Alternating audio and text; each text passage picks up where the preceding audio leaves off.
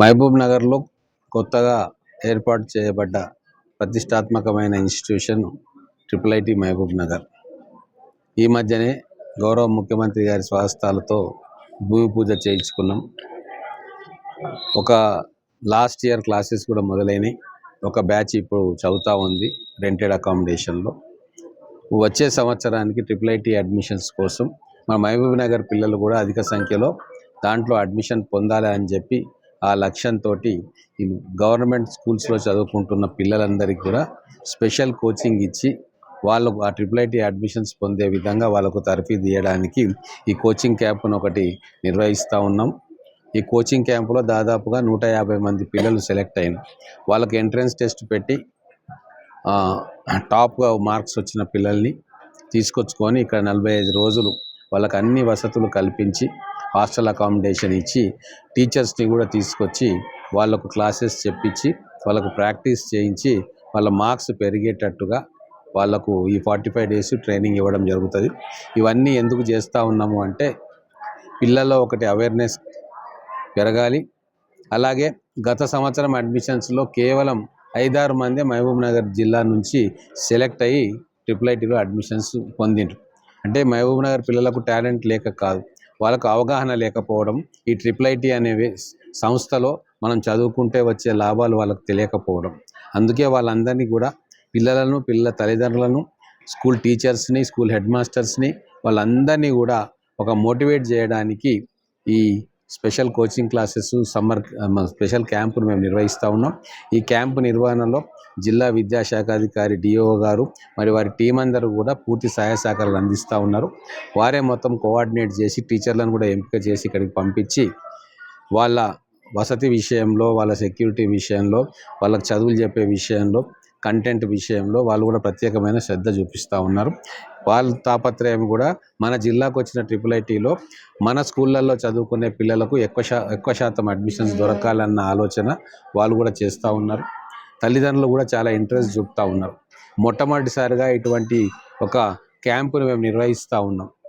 150 మంది పిల్లల్ని మనం సెలెక్ట్ చేసుకున్నాం ఒక కట్ ఆఫ్ మార్క్ పెట్టి. కానీ ఇంకా 100 మంది పిల్లలు వాళ్ళ తల్లిదండ్రులు మా పిల్లవాళ్ళకు కూడా అవకాశం వస్తే బాగుంటుంది అని చెప్పడం జరిగింది. కాకపోతే ఇక్కడ వసతులు మనకు ఎక్కువగా లేవు కాబట్టి ఆ పరిమితిని దృష్టిలో పెట్టుకొని మనం ఇప్పుడు 150 మందిని, దాంట్లో 100 మంది గర్ల్స్ ఉన్నారు, 50 మంది బాయ్స్ ఉన్నారు. ఈ రోజు నుంచి క్లాసెస్ స్టార్ట్ అయితే అన్ని రకాలుగా వారికి ఏ ఇబ్బంది లేకుండా చూసుకోవడానికి మేము పర్సనల్గా, అలాగే జిల్లా విద్యాశాఖ యంత్రాంగము అందరూ కూడా వాళ్ళని 45 రోజులు వాళ్ళకి ఏ అసౌకర్యం కలగకుండా వాళ్ళ చదువు మీద దృష్టి పెట్టేటట్టుగా మేమందరం కూడా ఆలోచన చేస్తూ ఉన్నాం. ఖచ్చితంగా ఈ ఎఫర్ట్ తోటి జిల్లాలో ఉన్న తల్లిదండ్రులకు కావచ్చు, చదువుకునే తల్లిదండ్రులకు కావచ్చు, చదువుకునే పిల్లలకు కావచ్చు, వాళ్ళకు ఒక మెసేజ్ పోతుంది.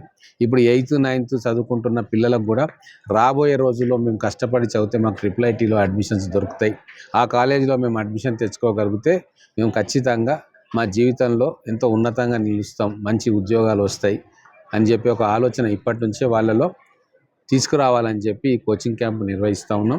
నేను మీడియా మిత్రులకు కూడా ఒకటే విజ్ఞప్తి చేస్తూ ఉన్నా. ఈ కోచింగ్ క్యాంప్ జరుగుతున్న విధానం, ఈ పిల్లలు ఇక్కడ చదువుకుంటున్న విధానము, అలాగే మహబూబ్ నగర్ ఫస్ట్ వందే మాతరం ఫౌండేషన్ కలిసి తీసుకుంటున్న ఈ చర్యలను విస్తృతంగా ప్రజల్లోకి తీసుకుపోవాలని చెప్పి నేను మీ అందరినీ కూడా రిక్వెస్ట్ చేస్తూ ఉన్నా. ఎందుకంటే మీడియా ద్వారానే ఇక్కడ జరుగుతున్న కార్యక్రమాలు జిల్లాలో ఉన్న వేలాది మంది పిల్లలకు తెలుస్తుంది, వాళ్ళ తల్లిదండ్రులకు తెలుస్తుంది. వాళ్ళు కూడా మోటివేట్ అవుతారు. వచ్చే సంవత్సరంలో లేదా పై సంవత్సరంలో మా పిల్లలు కూడా ఐఐటిలో చేరాలన్న ఒక లక్ష్యాన్ని తల్లిదండ్రులు నిర్దేశించుకుంటారు, పిల్లలు కూడా నిర్దేశించుకుంటారు. ఒక కాంపిటేటివ్ వాతావరణం జిల్లాలో ఉంటుంది.